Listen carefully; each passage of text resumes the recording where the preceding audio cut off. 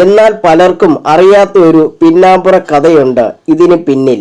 അത് വെളിപ്പെടുത്തുകയാണ് ഇപ്പോൾ സംവിധായകൻ കൂടിയായ ശാന്തിവിള ദിനേശ്.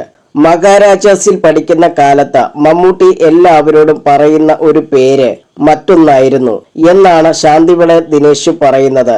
വലിയൊരു ഈജിപ്ഷ്യൻ നടനായിരുന്ന ഒമർ ബഷീറിന്റെ പേരായിരുന്നു അതെന്നും, പക്ഷെ ഒരിക്കൽ കോളേജിൽ വെച്ച് ആ കള്ളം സഹപാഠി പൊളിക്കുകയായിരുന്നുവെന്നും അതോടെയാണ് മമ്മൂട്ടിയായി മാറിയതെന്നും ശാന്തിവിള ദിനേശ് പറയുന്നു. പ്രേം നസീർ മുതൽ കുഞ്ചനും ജയനും കുതിരവട്ടം പപ്പും അടക്കം എത്രയോ താരങ്ങൾ സ്വന്തം പേര് ഉപേക്ഷിക്കുകയായിരുന്നു.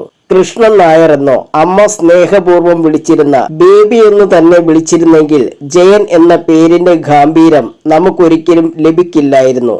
ഇപ്പം ഈ പേരിൽ എന്തിരിക്കുന്നു എന്ന ചിന്ത കൊണ്ടുവന്നത് നമ്മുടെ അഭിമാനമായ മെഗാസ്റ്റാർ മമ്മൂട്ടിയെക്കുറിച്ച് ചിന്തിച്ചപ്പോഴാണ്.